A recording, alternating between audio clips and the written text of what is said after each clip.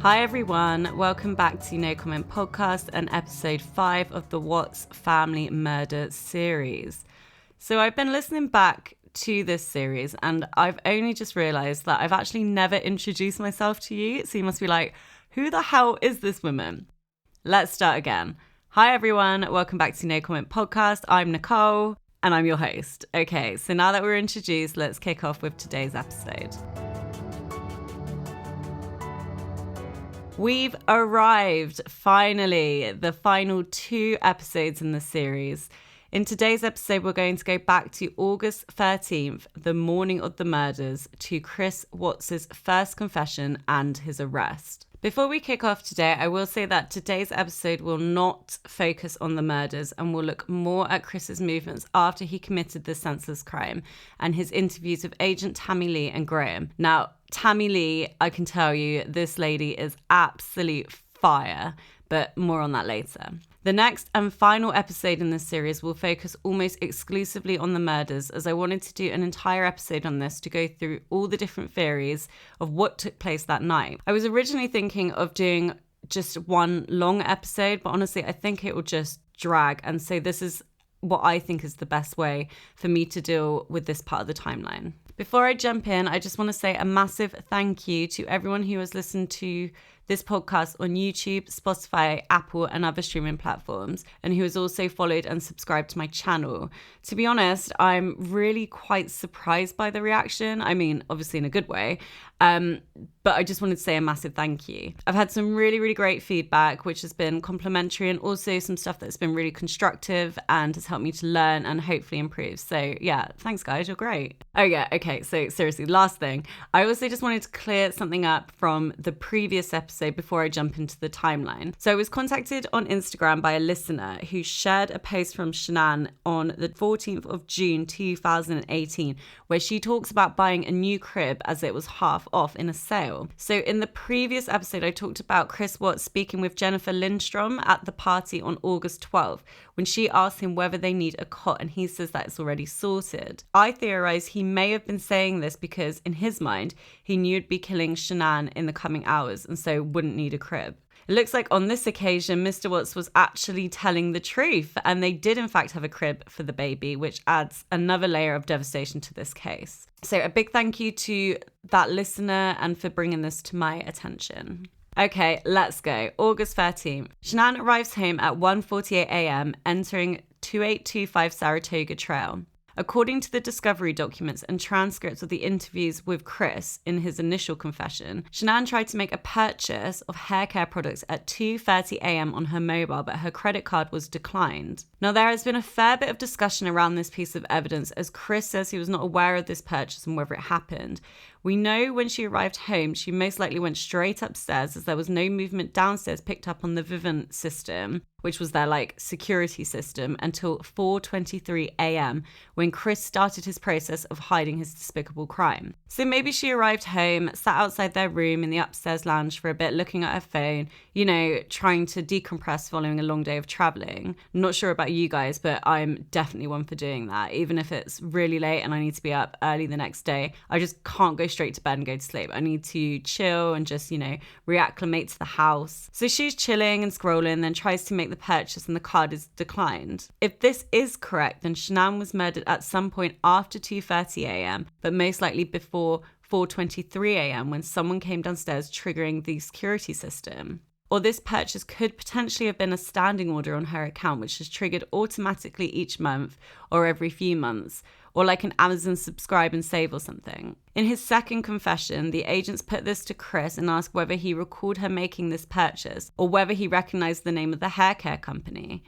Chris does confirm that he recalled Shanann had a hair package delivered to the house every month or so, but couldn't remember the name. So let me know what you guys think. Given that Chris has said about the monthly package, I think it is more likely this was a subscription and automatic charge that was declined.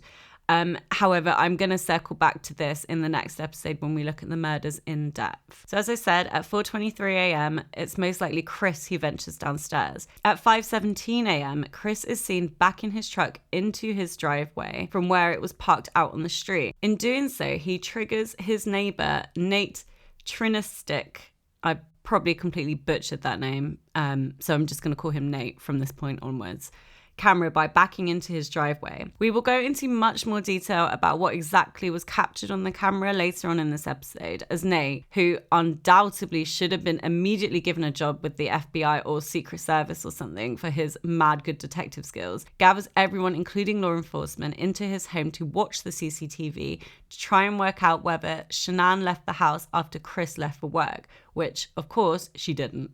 At 5:48 a.m., Chris is seen pulling away in his work truck, off for another normal and uneventful day at work. In his interviews, Chris said it took between 45 minutes to an hour to get out to Survey 319. En route, he made several calls and texts to his co-workers, Cody Roberts and Chad McNeil, desperately trying to work out where they were and whether they were going to rock up at Survey 319 midway through him disposing of his family's bodies. I'll share the messages to the Insta highlight for this episode, but in short, he basically clears up that he's at 319 and will take care of the site and say there's absolutely no reason for anyone else to come down here. Okay, good. At 7:40 a.m., Chris sends a text to Shanann saying, "If you take the kids somewhere, please let me know where they are at." Immediately after sending this text, Chris calls his colleague Troy McCoy, aka Eugene Porter from The Walking Dead. If you get a chance, listen to his interview and tell me he doesn't sound exactly like him. Anyway, he calls Troy to check how far away he and the others are from Survey 319. Troy tells him they're about 40 minutes away. A few minutes later, he gets a text from Cody asking whether he can come to the 1029 site in case something gets sideways, which is oil lingo, I guess. What sends him a photo of the leaking pipes at 319, which I interpret as meaning, I can't leave now, I need to sort this mess out and, finish burying my murdered wife and unborn son. At 8:25 a.m., Chris makes a 30-second call to Shanann's phone, presumably acting like the worried and concerned husband and pleading for her to get in contact with him. Although, due to his inability to convey emotion or any feeling, I'm guessing it wasn't very convincing. Immediately after staging the call to Shanann, Chris calls Primrose School, where Bella was due to be starting back again that day, to unenroll both Bella and Cece from the school as he and Shanann were moving from the area. What the fuck, Chris? Seriously, the guy is insane. That's not going to look a little bit suspicious. The morning your family go missing, you're trying to remove all trace of them.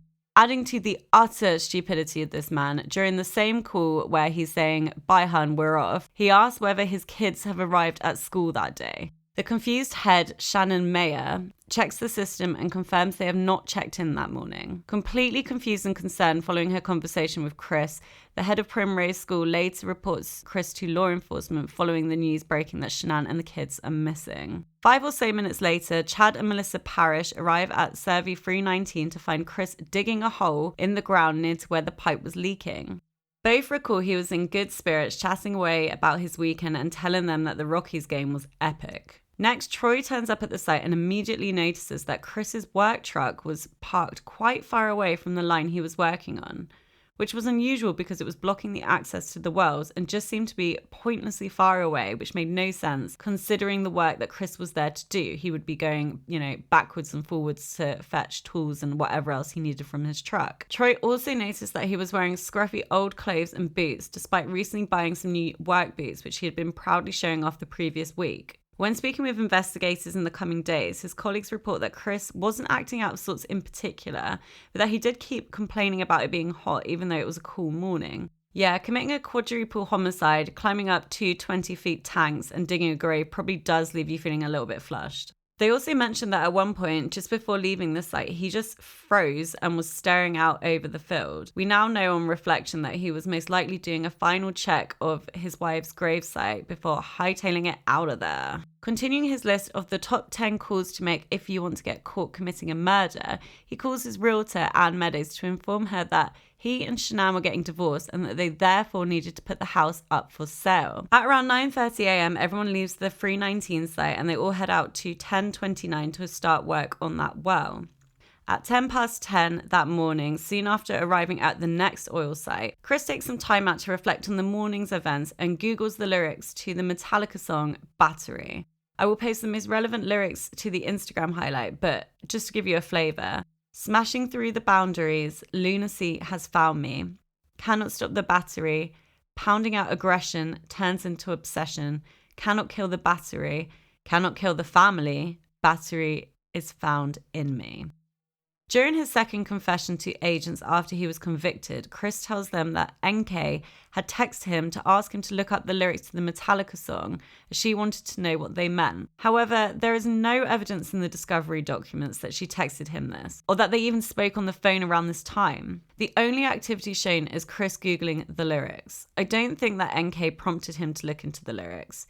We know that Chris is a huge Metallica fan, as shown in a video posted by Shanann in 2017, when she surprised Chris with Metallica tickets for his birthday. Literally the most emotional response I've seen from this man. As I have discussed in previous episodes, Chris has a habit of sourcing out tunes to match his mood or what's happening in his life, and I don't think this is any exception. So then the question remains, why would he lie about NK asking him to do it? As much as he will seek to shield her from any guilt or involvement in his horrific crimes, I do think he enjoys dropping sly nuggets of information that somewhat implicate her in this crime, but without giving too much away. Also, I've said in previous episodes, it certainly maintains the level of interest and mystery in this case, which I think he really enjoys. So whilst all of this has been going on, from her home, a wonderful lady and literally the best friend you could ever wish for, my namesake, Nichol Atkinson, is growing more and more concerned about her friend Shanann.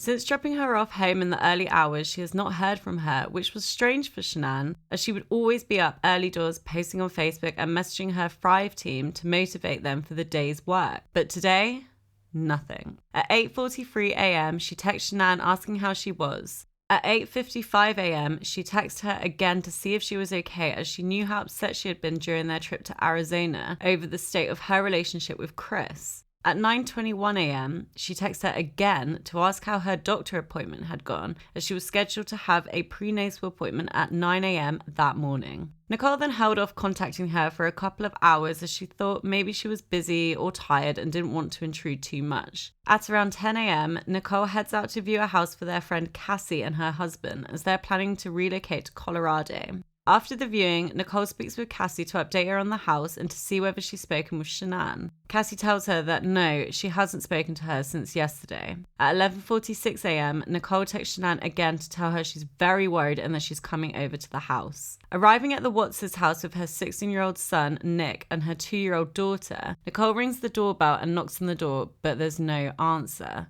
Peering through the glass panels of the door, she can see the black flip-flops that Shanann wears every day, come rain or shine, are by the door. Fearing that Shanann may be in trouble or passed out inside, Nichol tries to enter the house with the door code, but as she tries to enter, she finds that the inside lock has been flipped, so she can only slightly crack the door. Frank Sr. had previously installed this lock when he and Sandy stayed with the Wattses, as Cece kept opening the door and running out into the street. Nichol thought to herself it was really strange that the lock was flipped, as the only time she had seen this in use is when they're all in the house, and this is to stop Cece from flying out the door. She concedes to the officer during her interview that they may flip the lock at night and she wouldn't know, so it could be that after entering the house, Shanann engaged this lock before going up to bed. Or, and what I believe is more likely the case, is that Chris flipped the lock before leaving for work that day, as he most likely knew that Nichol or one of Shanann's other friends knew the code for the house and would make a trip over to the house if they had not heard from Shanann or if they had plans to see her that day. This would buy him some more time should he need it, and as it turned out, he definitely did. So unable to enter the house, Nichol's son checks the garage to see if Shanann's car is still there, and it is. Seeing Shanann's car in the garage is the final warning sign for Nichol, and she calls Chris to tell him she's very worried about his wife and to ask if he's seen her. Back at site 1029, Chris takes the call from Nichol and tells her she went on a play date and that they are separating and selling the house. What? Nichol, understandably confused as to why he's blurting out this revelation to her now, and she's telling him no one has seen or heard from his wife, responds that his personal stuff is really none of her business and she just wants to know where Shanann is. Nichol goes on to ask how is Shanann at a playdate when her car and the girls' car seats are at home. Chris then becomes really short with Nichol and irritated by her line of question and says he doesn't know and that he's busy at work. Before telling her to basically bog off and hanging up the phone, he tells her to get away from his house because the doorbell alert keeps pinging on his phone. Yeah, that's real nice, Chris. Literally can't even muster up enough decency to pretend to be concerned about his wife and kids, and instead is just a complete dick to Nichol. Clearly, the pressure is getting to him. By this point, Chris was fielding multiple calls and messages from Shanann's concerned friends and family as the news had spread that no one could get hold of her. Speaking with Cassie over text, she initially tries to be patient with Chris by calling him sweetie and calmly asking where else Shanann would go if she wasn't with Nichol or with her in Arizona. Chris responds showing absolutely no concern for the situation or the whereabouts of his family and just goes on and on about the separation and downsizing the bloody house. It's like he's glitched and he needs a reboot or something. He ends the message by telling her, I don't want you to think I'm a bad person. Really? We will continue to see the kind of self-absorbed and narcissistic behavior from this man whose only concern then and now is trying to protect his image of being the good father and loving husband. Yeah, I'd say it's pretty much a lost cause on that one now. Unable to get through to him, Cassie rightly so loses her cool and says, right now, I don't care about you or your relationship or what type of person you are or are not, or what I think of you, and I'm not trying to be rude when I say that. In the midst of all these heated exchanges and trying to wheedle out of taking any kind of responsibility for the fact that Shanann has gone totally off the radar, he continues speaking with Anne Meadows, the realtor, updating her on the house and discussing potential viewings. I just can't with this guy, seriously. Anyway, back to Nichol. Unperturbed by Chris's audacity, she decides to play detective given Shanann's husband clearly doesn't give two shits about where she is or what has happened. She rocks up at Shanann's doctor's surgery to confirm whether she attended her prenatal appointment. When they confirmed she did not attend, Nichol knew something was very, very wrong. Speaking with Cassie and Chrissy in a group text and updating them on her latest finding, the three discuss what to do next and decide to call the police on their non-emergency number. Nichol returns to 2825 and Cassie texts Chris to tell him they've called the police and unless you want the police to burst your damn door down, you better get home and check on your family. Oh, lady, you tell him. Cowardly Chris immediately responds, shaking in his old worn-out boots. On my way, don't call the police, I'll be there in 45 minutes. Oh shit. This, I'm sure, was not part of the plan. Turning to his colleagues, Chris tells them he's got to go because something's not right at home. Yeah, you're telling me. Troy recalls he was fairly nonchalant about it and didn't seem to be in a panic. Before leaving the site, Chris tells Troy he first needs to go poopy and heads off towards a field of sunflowers for a little private time. Taking in the majesty of his surroundings, he decides to snap a photo of the flowers for his mistress, as he did on several occasions during their time together. Bit of a strange time to be thinking of your mistress and her affinity with flora, but there you go. It would have been too much if his massive shit was in the frame. Look, another photo from my lover. What the? Arriving back at the Wattses, Nichol waits for Chris, but he's a no-show. And that's because he had a few errands to run before arriving home. Chris's GPS records show that he stopped off at a construction site where he later confirms with law enforcement that he stopped to change his clothes and dispose of his old ones because, you know, they're all covered in murder and stuff. Listening back to his second confession, it's not totally clear to me whether he also disposes of the blanket and the girls' toys in the construction site dumpster. When Tammy Lee asks him during the interview, he confirms he must have thrown them in the trash, but literally a few seconds later, he says that he thinks he left them in his truck. I cannot see that these items were recovered from the discovery documents, but he doesn't clearly state that he disposed of them at the construction site, so I'm a little confused by this part. If anyone has any theories or can point to where in the evidence it states that he threw the girls' blankets and toys away, let me know in the comments. Following Nichol's call, Officer Scott Coonrod is dispatched to 2825 to undertake a welfare check and arrives at 1:50 p.m, greeting both Nichol and Nick before doing the rounds, knocking on the door, calling in for Shanann and undertaking a perimeter search of the property. During this time, Nichol has Sandy Ruzek on speakerphone and she is understandably extremely concerned about her daughter and her grandbabies. She grants the officer permission to enter her daughter's house, but he confirms he cannot enter without the homeowner's permission. Nichol's son, Nick, who turns out to be a very shrewd young lad with a cracking haircut, you gotta love a mullet, firmly tells Officer Coonrod that they know Chris is lying about Shanann's whereabouts, as he's told 3 different versions to different people and his story just isn't adding up. Shortly after 2:07 p.m, Chris arrives home. No need to explain what the hell you've been doing up until now, mate. He rushes over, shaking the officer's hand, then immediately disappears into the garage, totally blanking Nichol and her son. He goes into Shanann's Lexus and retrieves something from the front of the car. When asked later by detectives what he took out the car, he said nothing and he was just trying to make it look like he was concerned or actively doing something. Yeah, I gotta say, poking your head into a car for a few seconds and slinking off doesn't really give the impression of a concerned husband, more a suspicious one. So who knows what the hell he was doing in there. I've heard on some YouTube channels that he was grabbing Shanann's wedding ring, but why would that be in the Lexus, seeing as she wouldn't have driven it since at least Thursday, as she was in Arizona for the whole weekend? If you guys have any thoughts or theories on this, let me know in the comments. Chris then disappears into the house and Nichol, Nick and the officer just left outside the house waiting to be let in for what seems like an eternity, but in real time was around 1 to 2 minutes.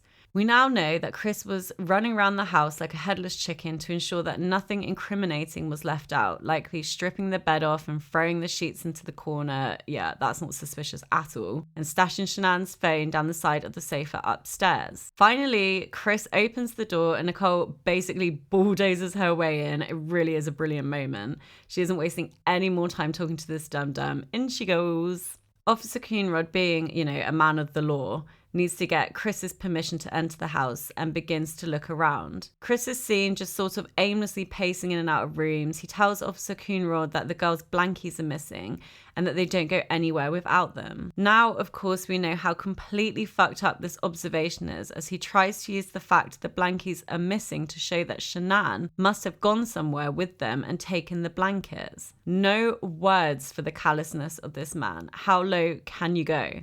Well, as it turns out, even lower, sadly. A few minutes later, Nicole's son discovers Shanann's mobile phone whilst rooting around the upstairs sofa. Seriously, him and his mum should form some kind of crime-solving team or something. Upon discovering the phone, Nichol becomes visibly and increasingly distressed. She reaches her hand out to touch it, then kind of rips it away as if the phone was on fire or something. You can clearly see the realization wash over her that something really bad has happened here, as for discovering any missing person's phone, abandoned isn't a good sign, but for Shanann, this was her lifeline and vital business tool. Chris confirms the phone is turned off and turns it on, but he doesn't know her passcode as it's recently been changed. Nichol is on the phone with Sandy, who confirms it's the baby's due date. So clearly Chris had tried to get into her phone before going to work so that he could maybe field some of the initial calls and texts from friends to buy himself some more time before everyone came looking. It figures that he couldn't even hazard a guess that her new passcode would be the baby's due date. Chris is looking increasingly stressed and tense by the whole situation, pacing around the house like a caged animal, constantly looking at his phone and rarely making eye contact with anyone. Shortly following the phone revelation, Chris stops his conversations, turns and walks straight into their bedroom, clearly heading towards something. When he returns, he's holding something on the tip of his pointy finger and walks in Nicole's direction to present her with his find. He has this really fucking stupid look on his face, even more stupid than usual, which I know is hard, and just doesn't say anything at first, just stood in front of Nichol. She's looking at him like, what the fuck are you doing? Then he announces to her it's Shanann's wedding ring, and he's just by chance found it left on her nightstand, even though no one spotted it before despite multiple people walking in and out of their bedroom. Who even knows how he was hoping that this would go or look, but it is literally the worst stage finding of evidence I've ever seen and further cemented the already growing suspicions of Officer Coonrod, Nichol and Nick. At some stage, Nick is outside the house speaking with the Watts' neighbour, Nate, who says he has a security camera and some footage from the morning. They all rush over to Nate's house to watch the footage. Anyone who is familiar with this case will be very familiar with this footage, and even more so with Chris's reaction. So Nate presses play, and Chris is seen back in his work truck into his drive and going back and forth from the garage, seemingly loading up his truck for the day's work. Watching the footage, Chris instantly shits a brick as the thought that he could have been caught on camera dragging his wife's lifeless body to his work truck and loading in the girls. He cannot stand still, he's swaying back and forth and cannot keep his eyes on the screen. Then he keeps babbling on about all the stuff he's loading into the truck. My lunchbox, my water can, my tools. There's a hilarious moment when trying to explain his actions to his audience, even though no one has even questioned you about them, but thanks. Flinging his arms into the air, he clumsily knocks his glasses down from his head, even more of an indication that his nerves are absolutely shot by this point. There's not a trace of Shanann and the kids on the CCTV. Nate tells the officer that the camera is triggered by any motion, and if there was any sort of action, his camera would have been triggered. Chris agrees and rambles on some more about people trying to steal stuff from his garage, and then Nate clarifies that even if a car pulled up to the house, his camera would have been triggered. The CCTV footage ends and an advert plays of a fetus in the womb. At this point, Chris turns to the officer and tells him that Shanann is 14 to 15 weeks pregnant. So A, this is such a weird coincidence that this advert should play. B, the morbidity of this triggering Chris to tell the officer that Shanann is pregnant when a few hours earlier he had murdered her and their baby is just excruciating. And C, I'm shocked he even knows how far along she is. Chris leaves to meet Detective Bomhover. He seriously cannot leave fast enough, and Officer Coonrod stays at Nate's to get details. The minute that Chris leaves his house, he tells the officer he ain't acting right. Again, sorry guys, and to all my American listeners, I will honestly stop trying to do American accents because I'm absolutely terrible at it. Replaying the CCTV footage, he tells the officer he never pulls his truck into the drive and that he's weirded out by the fact he kept telling everyone exactly what he was loading into his truck over and over and over, which makes him kind of suspicious. Nate, dog, the guy is a G, so switched onto the situation. When Chris was in his house, he was studying him and could feel his energy was totally out of whack. This guy is so perceptive. Later that day, friends of the family, Nick and Amanda Thayer, come over to the Watts' house to support their friend. But whilst they were there, they noticed something was seriously off with Chris. They recall him pacing around nervously as he tried to answer their questions. They asked whether he had called the local hospitals and he confirmed he had. However, upon examining his phone records, each call was super short, the longest being around a minute. So the douche literally dialed to create a trail, then hang up. The Thayers were so spooked by Chris's demeanor that they ended up reporting their concerns to officers when they left him that evening. If anyone's keeping count, literally everyone that comes into contact with this man suspects him of foul play. Back at NK's pad, she's been spending the afternoon with her friend Jim. She speaks with Chris on and off during the day, but it's not until late that night that they properly catch up on the day's events. NK reflects that at first she was kind of confused about the police presence and the level of worry, as it was likely that Shanann had just left with the girls to take a minute following their emotional conversation, but more on that shortly, with Chris. So the girls either completely clueless or just plain dumb or both. But if a pregnant woman and 2 children disappear without a trace, leaving all their worldly belongings behind, yeah, people are probably going to be a little bit concerned about that. They FaceTime for a while and NK notices that Chris is lying on the girl's bed, which has been stripped bare. She asks him about it and he said that the sheets smelled bad, so that he put them in the wash. NK recounts she thought this was weird because their house was so clean and she couldn't imagine anything smelling bad. Another friend of the Wattses called round to see Chris that evening and see if he was doing okay, and he remembers seeing him manically vacuuming. Because both him and Shanann were pretty OCD about cleanliness, he just thought that he was trying to keep his mind busy with this mundane task. August 14th. Early morning, Sandy Ruzick contacts the Frederick Police Department to report she strongly suspects foul play on the part of Chris and that he is somehow implicated in the disappearance of her daughter and granddaughters. K9 units arrive at the Watts' house, as do local news crews, to televise an appeal for Shanann and the girls. It's also worth mentioning that this morning, Chris also intended to go back to work. Families missing, K9 units dispatched, national media interest and local media at your house. Yeah, guys, I'm popping off to work, so catch you later. So let's talk for a minute about the absolute travesty that was Chris Watts' interview with Denver 7. Now, I've seen some awful interviews in my time with perpetrators of crime, and you're like, oh yeah, that person is obviously responsible for whatever has gone on here. But this one, hands down, wins the award for how to make yourself look guilty as fuck in a couple of minutes. Take it away, Mr. Chris Watts. Chris Watts, W-A-T-T-S. What's going on right now around your house? Right now, you got K9 units, the sheriff's department. Everybody's like they're doing their best right now to figure out like if they can get a scent and see where they went. They went on foot, they went in a car, they went somewhere. And right now it's just like they've been on point. They're going through the house trying to get a scent, and hopefully they can pick something up to where it's going to lead to something. What happened? Your wife came home. Tell me what's... She came home from the airport 2 a.m. and I left around 5:15. She was still here. And like about 12:10 in that afternoon, her friend Nichol showed up at the door. Like I had texted Shanann a few times that day, called her, say, but she never got back to me, but she wasn't getting back to any of her people as well. And that's what really concerned a lot of people, is like, if she's not getting back to her, like if she doesn't get back to me, that's fine, like she gets busy during the day, but she didn't get back to her people, which was very concerning. And Nichol called me when she was at the door, and that's when I came home.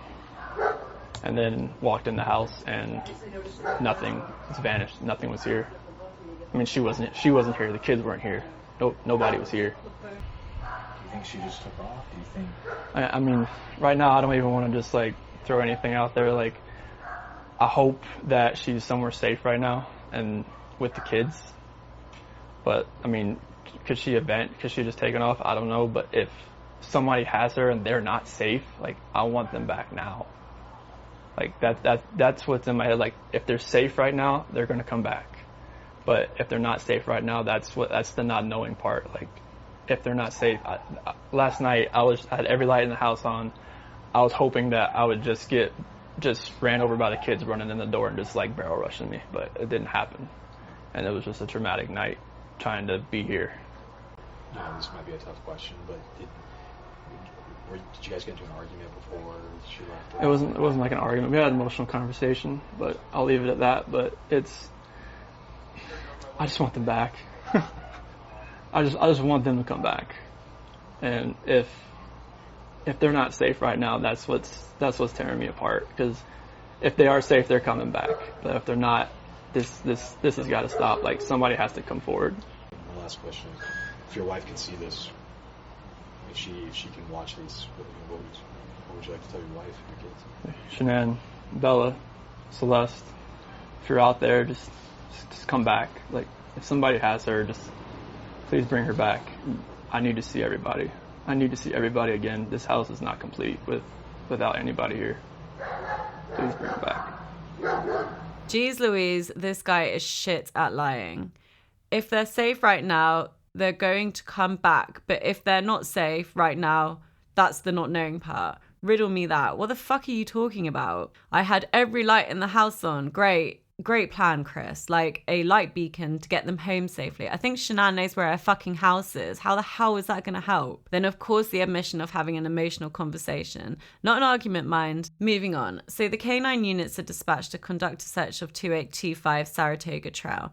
I'm going to be going back to this and talking about it in much more detail in the next episode, as it obviously links in with the different theories of the murders. So whilst all of this is going on, my favourite queen of looking shit up on the internet is back in action. Thank God. I was starting to worry that she hadn't hit up Google in some time. So she spends a good chunk of time, 4 and a bit hours to be precise, Googling the whole damn mess and trying to find out some juicy tidbits that she apparently had no prior knowledge of. She later tells detectives of how bloody shocked she was when she found out that Shanann was pregnant. What? Give it a rest then, Kate. Although annoyingly, she'll never be challenged on this. She tells law enforcement that she puts this to Chris and he says that the baby isn't his. Fucking hell. Apparently during this conversation, his main concern is whether they're going to be okay and he doesn't want to ruin what they have. NK tells them that they're going to be fine and eventually he concedes that it is his baby, really, and that he lied to protect their relationship. She starts to become very concerned about how Chris is acting and tells him, if you've done something bad, then you're going to ruin your life and my life. Of course, a self-absorbed person's number one priority, themselves. To which Chris responds, I didn't hurt my family, Nikki. She then cuts it off and tells him not to contact her again until he finds his family. And just like that, it's over now. She drops him like a hot potato. So I never understood that saying, but it works really well here, I think. So it's theory time. A, he spooked the shit out of her and she wants nothing more to do with him. B, he's going down and she ain't going down with him. Or C, she's somehow implicated in all this and needs to get ahead of the game by dumping his ass and dobbing him into place. What she does next certainly lends weight to theories B and C. She goes back through her phone and deletes every text, call record, and photo evidence of him or their relationship together. She later tells investigators she did this because, the guy gives her the creeps and makes her feel sick. NK, I call bullshit on that. Queenie also spends some time Googling, can cops trace text messages and how long do phone companies keep text messages? She should have probably also looked into how to hide your fucking internet history, as that's a big giveaway for you, hun. Chris is summoned to the Frederick PD that evening to speak to Agent Graham Coder shortly before 7 p.m. to go over his account of the last time he saw Shanann and the girls. Agent Coder's style of interviewing is very casual and relaxed. Actually, throughout the interview and later meetings with Chris, he sticks to this vibe, very much the good cop. Now, I'm absolutely no expert when it comes to internet styles and body language cues, so I'll leave that to the pros. Head to JCS Criminal Psychology channel, which is the best analysis I've come across for this case. During Chris's initial interview, which goes on for about 4-ish hours, he tells Coder Shanann got into bed around 2 a.m. His alarm for work goes off at around 4 a.m, so he gets up to get ready. At 4:15 a.m, he slides back into bed with Shanann to speak with her about putting the house up for sale and moving forward with their separation. He tells the agent that they both agreed that the connection wasn't there anymore. I mean, everything he's done up to now in respect of trying to conceal this horrendous crime has been dumb as fuck, so I wouldn't expect the cover story to be much better. But does he not pause to think that a very quick check of the messages between him and Shanann would reveal that she didn't feel this way at all? After the emotional conversation, air quotes, he goes downstairs, makes a protein shake, then backs his truck into the drive to pack for the day, then lists off everything for the millionth time. My book bag, my lunchbox, my water jug, blah, blah, blah, so on and so forth. Agent Coder spends the next few hours ripping apart his story and questioning him on the individual parts. He then moves the line of question onto much more uncomfortable territory. He asks Chris to tell him about her. He immediately snaps back, I have never cheated on my wife, and that he is a very trustworthy person, which he continuously describes himself as throughout this exchange. I mean, that's 100% his calling card. To everyone outside of this situation, looking in, yeah, he does seem to be a very trustworthy person. Obviously, his actions over the last couple of days have started to scratch a few heads, but before this, his record was squeaky clean. Coder continues down this line of questioning, trying to solicit the information from Chris, but he continually denies having another one. Another what, Chris? Geez, these women aren't your pets. I've said it a million times and I'll say it a million more. I hate this guy. Again, just a simple check of the phones will reveal that he's lying. They talk some about Chris's radical weight loss, which he attributes to clean eating and Thrive, and Coder theorizes that maybe a girl inspired the weight loss. Chris flat out denies this and they move on. Agent Coder then starts on his 2 Chris theory. 1 Chris is the loving family man, but Chris number 2 is the rambunctious bachelor chasing skirt all over town. At around 10:30 p.m, Coder tells Chris he doesn't believe he's told the truth tonight and that nothing he's saying makes any sense. The plan was for him to do a polygraph that night, but as he had already been in the interview for hours and it was late, the conditions weren't ideal, and so they agree Chris will come back tomorrow morning once he has picked his dad Ronnie up from the airport. Chris immediately says yes to taking the polygraph without any hesitation. Now, I really don't think he thought he was going to pass. I mean, that's tomorrow's problem. But I think the idea of saying no, then having to deal with the agent's questioning as to why he wouldn't take the test would make him feel so uncomfortable, so he just blindly agrees to it. Before Chris is let go for what would be his final night of freedom, he hands his phone over for data extraction. August 15th, 3 days missing. Chris picks his father up from the airport and they head back to Frederick PD for Chris's polygraph test. During the ride over, Chris later recalls his dad asking where his family were like once before completely changing the subject to sports or cars.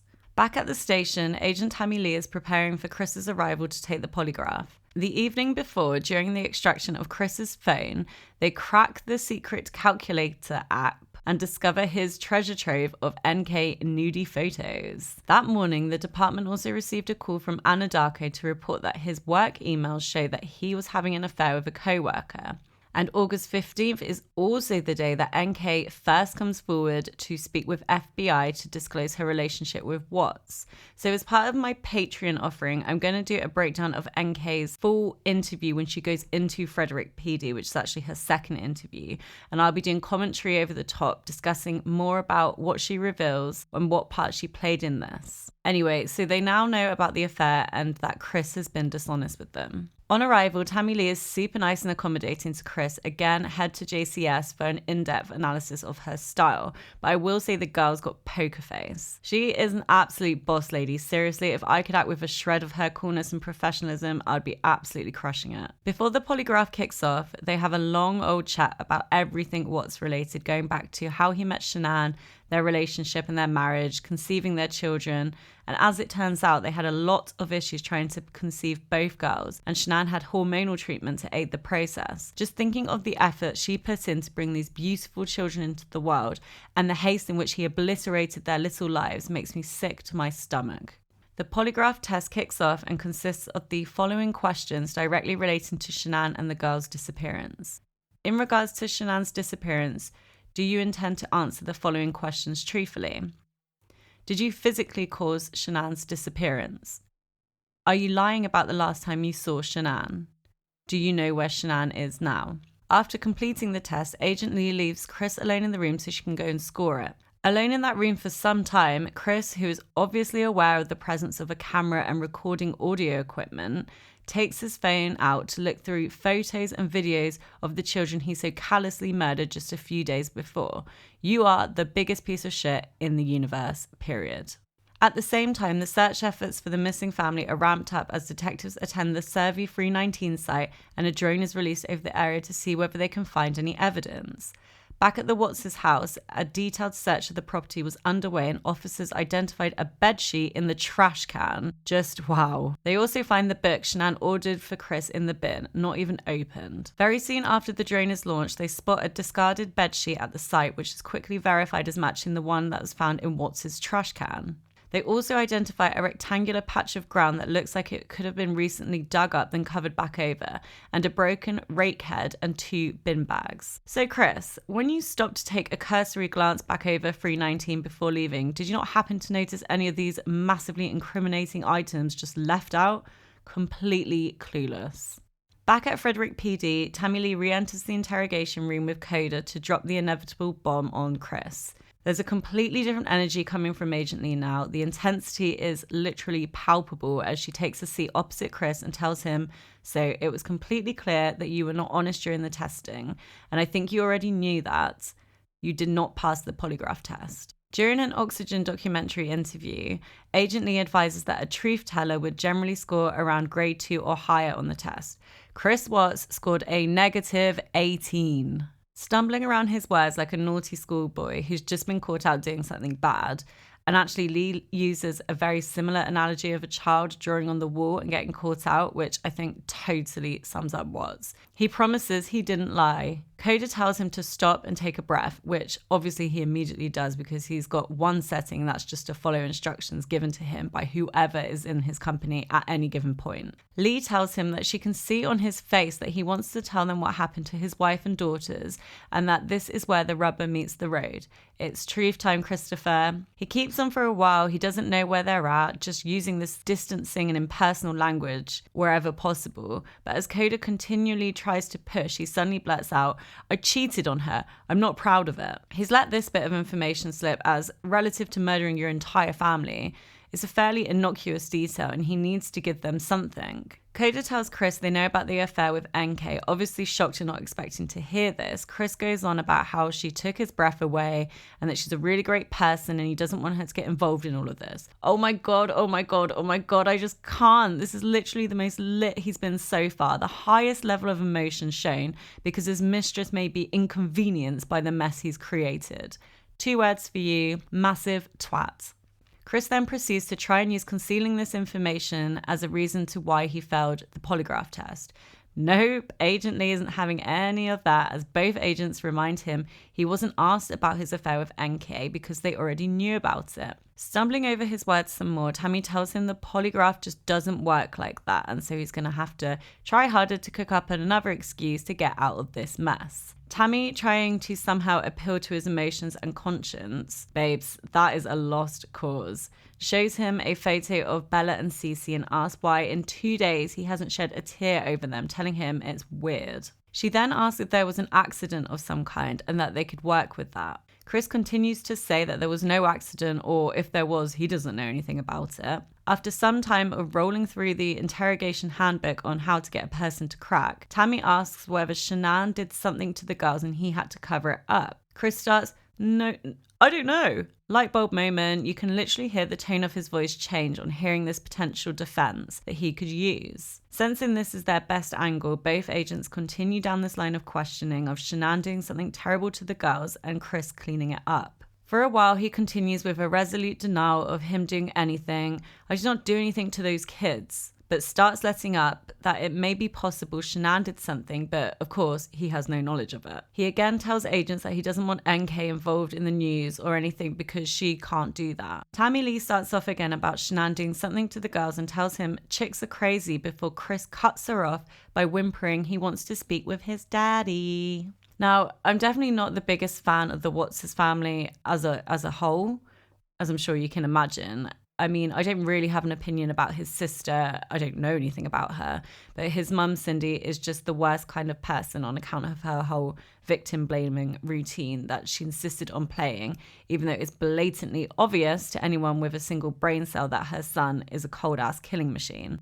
But I have to say, I did feel pretty sorry for his dad. Yeah, I'm sure he's done and said things wrong, but I do generally believe he was just oblivious to it all. Head in the sand kind of guy, probably to try and block out some of the hideousness that is his wife. So the agents decide to let Chris's dad come into the room so they can speak. Obviously, the room is under continuous surveillance, and so they rush off to the listening side of the wall for Chris's next words. Ronnie takes a seat and asks Chris what's going on. Chris tells him he failed the polygraph, to which Ronnie responds by saying, "Too much emotions? No, Ronnie, that's definitely not the problem with your son." Chris goes on to talk about the emotional conversation he had with Shanann on the morning they went missing and talked about the separation. His dad just nods along and is not the least bit shocked on this revelation, and so obviously had some prior knowledge of Chris planning to leave his marriage. When Chris later mentions his affair, Ronnie similarly has little to no reaction, and so I'm pretty certain he knew about this too. Mumbling so he's barely audible, Chris says, "I don't want to protect her." His dad asked him what happened, and Chris says, "She hurt them." His dad repeats this back to him, and Chris follows with, "And then I killed her." His dad again repeats this back to Chris. I'm sure he heard this the first time, and this is most likely a double take given what's coming out of his son's mouth right now. Chris tells Ronnie she smothered them, and then there's a back and forth between them, some of which is inaudible on the tapes. But Ronnie asks if she choked them, and Chris nods and says they were blue, and he saw her on top of Cece and did the same thing to her. Then he goes back to ask whether she choked them or smothered them, because at this point Chris has told him Shanann did both, which obviously makes no sense, and it seems to me that Ronnie is trying to get Chris to tell his story straight, because what he's saying to him makes no sense whatsoever. Chris continues that the reason Shanann killed the girls is because she knew about the affair and just snapped. When he saw her on top of Cece, he ran up to her room, pulled Shanann off and choked her to death. He describes the rage he felt because those were my fucking kids. Still unable to identify any member of his family by name. Ronnie reaches out to console his son and says they need to get a lawyer to see what they can do, at which point Tammy and Coda swiftly return to the room. "Lawyer up? No thank you." Tammy asks Chris to tell them what he had just told his dad, and so he starts retelling the wild story he'd invented just moments earlier. Shanann knew about the affair, they had an emotional conversation. Chris plods off downstairs to get ready for work and hears a fumble. Thinking nothing of it, he continues packing his gear for work. He goes back upstairs and sees Shanann on the baby monitor on top of Cece. He runs into Cece's room and sees she's blue on the bed, freaks out, and then strangles Shanann to death. Whilst telling this wild version of events, he continually tells the agents he's not that person. It was rage of a devastated father seeing his girls blue and lifeless on the bed. Later in the interview, he apologizes for lying in the first place to the agents. Again, just coming across like a naughty little boy who told a few white lies and is very sorry. Tammy gives him a little pat on the back but is clearly repulsed by him in every conceivable way. He also totally freaks out and loses it, breaking down in floods of tears for the first time when they suggest speaking with his co-workers about getting to Servi 319 to recover the bodies of his family. The thought of the agents disclosing what Chris had done to his family, to his co-workers, is literally the line for this man, and he breaks down, No, you can't. All he is concerned about is retaining his image of model husband and father. He couldn't give two shits about the crime he has committed or the fact he will never see his family again. Now, as I said, I don't profess to be in any way qualified to talk about psychology, but fuck me, that must be the benchmark for diagnosing a psychopath and a narcissist. Tammy Lee asks where they can find his family once he finishes his tale of woe. He tells them they're at the first location he went to that day, Servi 319. Tammy then asks where exactly they are because the site is huge. Chris carries on the whole "they were my fucking girls" routine, and the agents are forced to massage his ego by complimenting him on coming in to speak with them by himself. "You're such a big, brave boy, Chris." Ronnie chimes up after a while and tells the agents about the doll pic. Moments before, he was scrolling through his phone, obviously trying to find this picture. As we discussed in the last episode, Chris stays silent during this exchange. Tammy asks whether Bella put the sheet over the doll, as Ronnie said she did not. Chris responds, "I don't know." "Well, you do, because you're the one that sent it to Shanann." The agents continue to try and find out where he's disposed of his family. Both of them are so professional and patient in the face of such a monstrosity. Really, I can't sing their praises enough here. Particularly because they are both parents and must have been thinking the whole time that this guy is just a piece of shit. I really don't think I would be able to maintain such composure under those circumstances. Both agents eventually leave the room to get a photo of Servi 319 so Chris can help find his family. Chris is left with his dad and is in floods of tears because he doesn't think that the agents believe his version of events. Yeah, you're bang on there, Chris. They don't believe a word that's coming out of your mouth. There's a traumatizing moment during the exchange when his dad is asking him what he did with the girls after they passed, and Chris says, "That's what I'm worried about. They're in the freaking oil tanks." At which point his dad just has a look of utter disbelief and buries his head in his hand. So that's the thing, right? Even if he did believe Chris's version of Shanann killing the girls, there's no getting away from the fact that he disposed of their bodies in such a grotesque way. The agents return to the room after a likely debrief with their team and the drone image of Servi 319. Looking at the photo, Chris marks an S for Shanann in the area of dirt where he had buried her. He then marks a B and C on the oil tanks where he had dropped his daughters into. Agent Coda is clearly deeply disturbed when he asks Chris whether they are inside the tanks. They continue to talk and pick apart Chris's ridiculous version of what went down that morning. By this point, he's basically settled on the story that Shanann choked Cece to death, which he saw on the monitor, and that she most likely did the same to Bella, although he did not witness this. I find it just totally puzzling that he decided to go down this road as opposed to telling agents that she smothered them, as the autopsy results would confirm that this couldn't have been the case. So either he's just really stupid, which, let's face it, given his track record for hiding the murders so far is pretty believable, or maybe he thought the crude oil that he had submerged his girls in would make doing the autopsy extremely difficult, or would maybe accelerate the decomposition process. So I have absolutely no knowledge at all of the effects of oil in this respect, and so this is really only a theory. Towards the end of the interrogation, the agents, following a debrief with their team, return to the room and ask if Chris is 100% positive that Bella and Cece are in the tanks, and they ask him how he got them in there because the hatch opening is so small. Chris confirmed he opened the hatch and just dropped the girls in, demonstrating the size of the hole using his hands on the table. We will talk about this more during the next episode, but the diameter of the hole was 8 inches, so around the size of a really small dinner plate, which is why the agents were having such a hard time believing that he had put his girls' bodies in the tanks.